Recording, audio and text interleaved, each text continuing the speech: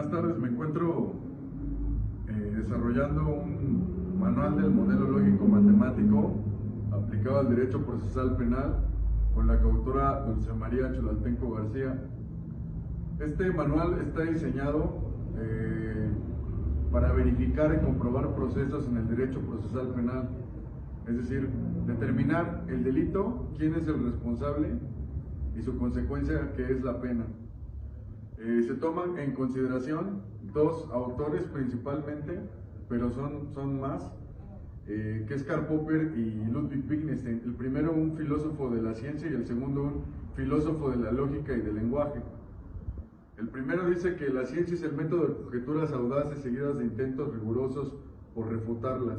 El segundo autor dice que la lógica no puede chocar con su aplicación, que proceso y resultado son equivalentes. Tomando esas dos premisas como mayores en cuanto a la metodología que se ha desarrollado, es un método de eliminación y supresión de errores. Lo que se pretende a través de este trabajo es como las matemáticas y la física demuestran sus soluciones a través de ecuaciones que son comprobables mediante un método. En el derecho, lo que pretendo a través de este método es que se deban de comprobar los procesos mediante los cuales, por ejemplo, se obtiene el control de detención, las medidas cautelares, vinculación a proceso, juicio oral, etapa de investigación complementaria, audiencia intermedia en sus dos fases, la imputación. El sentido que se propone en el método es un método que adopta los principios del teorema de Bayes y los adapta al derecho penal.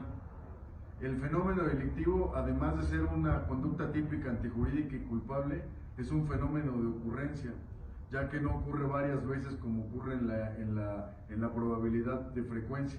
Es una probabilidad de ocurrencia, como pasa al momento de verificar la existencia de Dios o la creación del universo.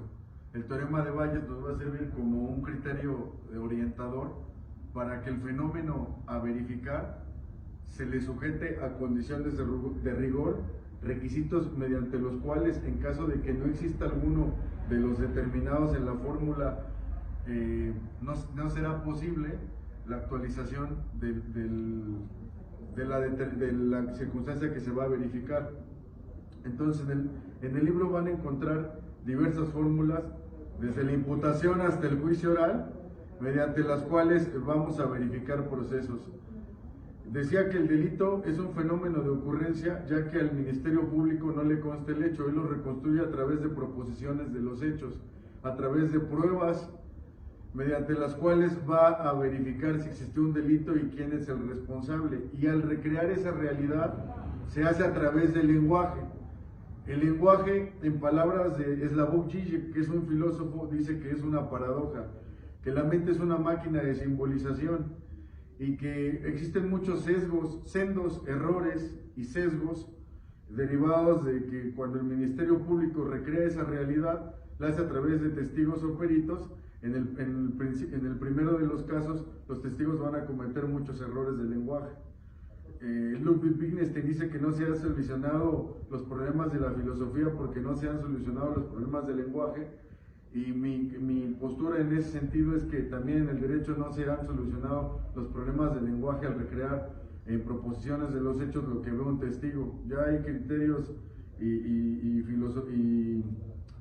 posturas científicas acerca de la psicología del testimonio, también de la prueba pericial. La prueba pericial, como segundo concepto, es probabilidad, es inducción. Y muchos de esos dictámenes no tienen un planteamiento del problema, métodos técnicas de investigación científica, si fue falseable la teoría,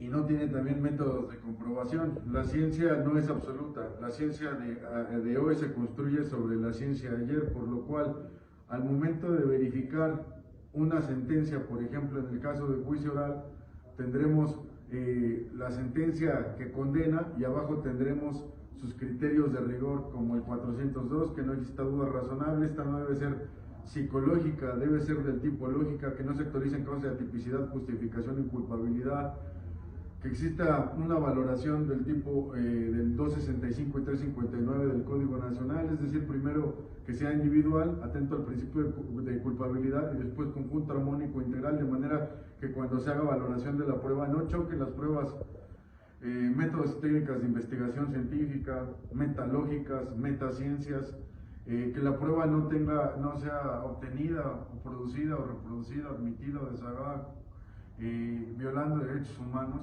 Todos estos criterios de rigor nos van a dar un resultado que debe ser comprobable, así como en las matemáticas hay muchísimos métodos de comprobación: inducción, reducción al absurdo, probabilidad estadística. Eso es lo que yo quiero en el trabajo que estoy formulando a través del modelo lógico matemático, que las resoluciones de las autoridades jurisdiccionales sean susceptibles de comprobación. Para eso están también mecanismos, obviamente, la ley ordinaria, el recurso de apelación, el juicio de amparo, pero tenemos que hacerlo a través de una valoración libre y lógica, que es donde se circunscribe el trabajo que estoy planteando. La valoración de la prueba es libre y lógica en términos del artículo 20, apartado fracción segunda del Pacto Federal, por lo cual, cuando se haga valoración de la prueba y que sea esta lógica, debe tener un método. ¿Cuál método? Hay muchos. Ahí está, por ejemplo, el método, hay al menos bastantes tipos de lógica, de acuerdo al libro de filosofía de las lógicas de Susan Haack, desde la lógica aristotélica, el lenguaje apofántico, las lógicas cuánticas, pero hay otros métodos, por ejemplo, como la lógica formal, y otros que se distinguen en este libro, que nos van a ayudar a poder determinar cuándo el juez se equivocó, cuándo la autoridad revisora se ha equivocado. Recordemos que hay criterios ahora de que no pueden valorar la prueba atento al principio de inmediación, porque el criterio es que el superior jerárquico no revisa la actuación del testigo y del perito en cuanto a criterios de inmediación.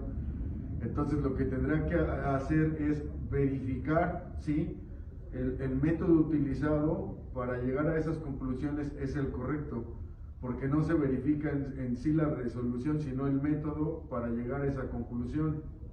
Entonces, este método se circunscribe a los parámetros del artículo 20, apartado fracción segunda, y es un método cuya justificación se circunscribe en un método de eliminación o supresión de errores a través de un modelo lógico matemático.